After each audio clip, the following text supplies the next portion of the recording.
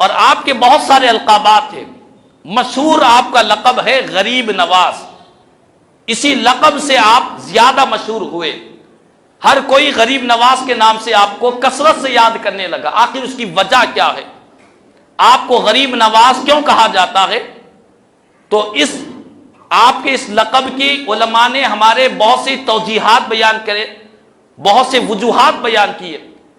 ان تمام توجیحات اور وجوہات کو بیان کرنے کا وقت نہیں ہے، لیکن ایک وجہ جو علماء نے بیان فرمائی ہے اور جو صوفیاء نے بیان کی ہے وہ یہ ہے کہ غریب نواز کو غریب نواز اس لیے کہتے ہیں کہ آپ کو غریبوں سے بہت محبت ہوا کرتی تھی، لوگ امیروں سے محبت کرتے تھے، آپ غریبوں سے محبت کیا کرتے تھے، ہر غریب کو آپ اپنے دستے کرم میں جگہ دیتے، ہر غریب، محتاج، تنگ دست، لاچار، مجبور، معذور سب آپ کے دامن کرم سے وابستہ ہو جاتے، ہر ایک کو آپ نوازنے والے تھے، اور اپنے اور پرائے کا فرق کیے بغیر، دوست و دشمن کا فرق کیے بغیر، آشنا ناآشنا کا فرق کیے بغیر ہر ایک کو آپ نوازنے والے تھے، ہر ایک کو عطا فرمانے والے تھے۔ غریبوں سے اتنی محبت تھی کہ آپ کے سیرت نگار بیان کرتے ہیں کہ سرکار غریب نواز رحمۃ اللہ تعالی علیہ کی جب عمر مبارک 3 سال کی عمر تھی، ابھی عمر مبارک میں 3 سال کی عمر مبارک تھی، تو آپ اپنے محلے کے، آپ کے جو ساتھی چھوٹے بچے ہوتے، آپ محلے کے تمام بچوں کو جمع کرتے اور اپنے گھر میں بلاتے، اور گھر میں بلا کر چھوٹے بچوں کے لیے کھانے کا اہتمام فرماتے۔ یہ محبت، یہ شفقت تھی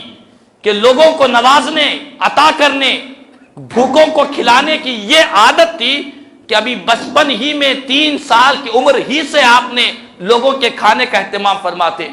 اور سیرت نگاروں نے یہاں تک بیان کیا کہ بچپن میں غریب نواز رحمۃ اللہ تعالی علیہ ایک مرتبہ عید کا دن ہے، اچھے عمدہ لباس پہن کر، خوشبو لگا کر آپ عیدگاہ کو تشریف لے جا رہے ہیں۔ جب آپ عیدگاہ کو تشریف لے جا رہے تو راستے میں آپ نے دیکھا کہ اسی راستے میں ایک بچہ ہے جو نابینا ہے، جس کا لباس پھٹا پرانا ہے، جو رو رہا ہے، چلا رہا ہے۔ جب غریب نواز نے اس کے پاس گئے اور اس سے پوچھا کہ بابا تمہارا کیا عالم ہے؟ آج عید کا دن ہے، ہر کوئی بچہ اپنے باپ کی انگلی پکڑے ہوئے عیدگاہ کی طرف جا رہا ہے، ہر ایک کا لباس عمدہ ہے، جسم سے خوشبو آ رہی ہے، عید کی خوشی اس کے چہرے پر نظر آ رہی ہے، یہ خوشی کا دن ہے، بیٹا تو رو کیوں رہا ہے؟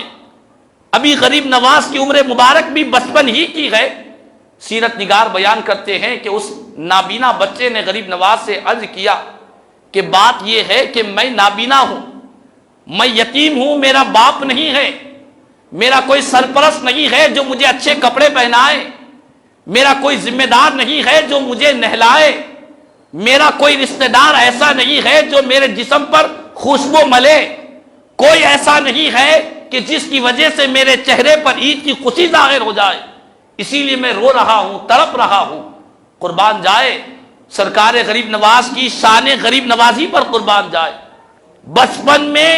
آپ نے اسی وقت اس بچے کی انگلی پکڑ کر، اس کی انگلی کو تھام کر آپ اپنے گھر کو لے جاتے ہیں، گھر میں لے جا کر جو عمدہ لباس آپ پہنے ہوئے تھے، اپنا لباس اتار کر اس معصوم بچے کو پہنا دیتے ہیں، اس نابینا کو پہنا دیتے ہیں، اور اسے عمدہ لباس پہنا کر اسے خوشبو لگاتے ہیں، اس کے اوپر، اس کے چہرے پر عید کی خوشیاں آ جاتی ہے، اور دنیا دیکھتی ہے کہ جو بچہ اب تک رو رہا تھا، جس کے جسم پر میلے، پھٹے ہوئے، پیون لگے ہوئے کپڑے تھے، آج وہ غریب نواز کے لباس کو پہن کر آ رہا ہے، اور غریب نواز آپ اپنے گھر کا سادہ اور پرانا لباس آپ پہن کر اس کے ساتھ تشریف لے جا رہے ہیں۔ یہ شان غریب نوازی تھی کہ خود سے زیادہ دوسروں کی فکر کرتے، خود سے زیادہ دوسرے بندوں کو ترجیح دیتے،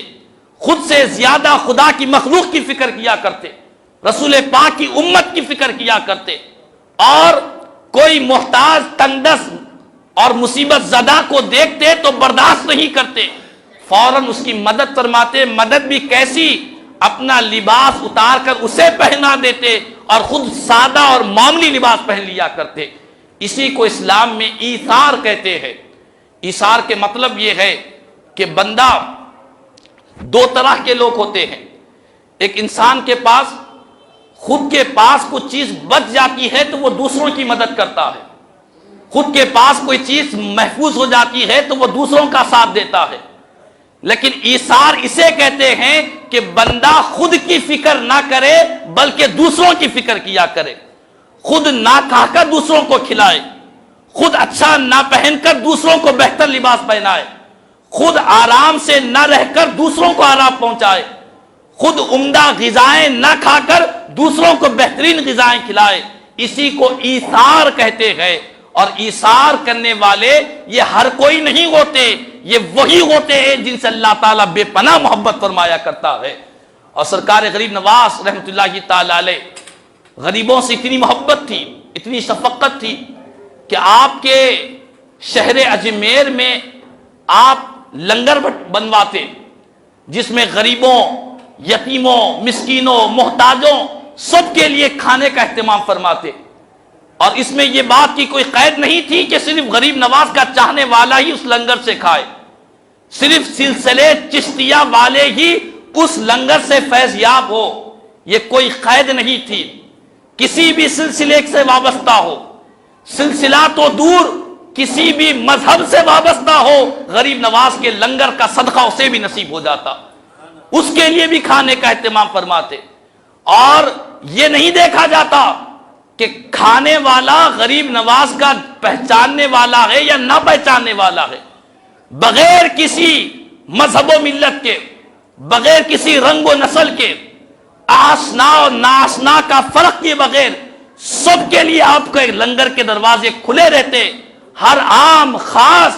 محتاج، مسکین، غربا، یتیم، محتاج، سارے لوگ لشکر غریب نواز کے اس لنگر سے فیض حاصل کیا کرتے۔ یہاں تک کہ سیرت نگار بیان کرتے کہ ایک وقت میں سارے شہر اجمیر کے ہزاروں لوگ اس لنگر میں شریک ہوتے اور اپنا پیٹ اور اپنی بھوک کو مٹاتے۔ اور جب خدام غریب نواز کے پاس حاضر ہوتے اور عرض کرتے کہ اے غریب نواز، اے خواجہ معین الدین چشتی اجمیری رحمۃ اللہ کی تعالی علیہ، جو کچھ لنگر میں تھا، لوگوں کو کھلانے کے جو کچھ ساز و سامان تھے وہ ختم ہو گئے۔ لنگر بانٹنے والے آ کر کرتے کہ غریب نواز کچھ نواز دیجئے، اب کھانے کا انتظام کیسے کرے؟ تو غریب نواز رحمۃ اللہ کی تعالی علیہ اپنے مصلے کا ایک کونا اٹھا دیتے اور فرماتے کہ اس کے نیچے جو کچھ بھی ہے وہ لے کر چلے جاؤ۔ لوگ دیکھ کر دنگ رہ جاتے کہ غریب نواز کے اس مصلے کو اٹھا کر دیکھتے تو اس کے نیچے کئی خزانے نظر آیا کرتے تھے اور دینے والا کوئی نظر نہیں آتا۔ یہ غریب نواز کی شان غریب نوازی ہوا کرتی تھی کہ آپ کے لنگر سے ہر کوئی فیض پاتا اور آپ فرماتے کہ جاؤ میرے مصلے کے نیچے کا کونا اٹھاؤ، وہاں جو کچھ بھی تمہاری ضرورت ہے وہاں پر رکھا ہوا ہے، جاؤ لے جاؤ، لوگوں کے درمیان میں تقسیم کر دو۔ اسی لیے سرکار غریب نواز رحمۃ اللہ کی تعالی علیہ آپ کو غریب نواز دنیا اسی لیے کہتی ہے کہ آپ غریبوں سے، ضرورت مندوں سے بڑی محبت کرتے۔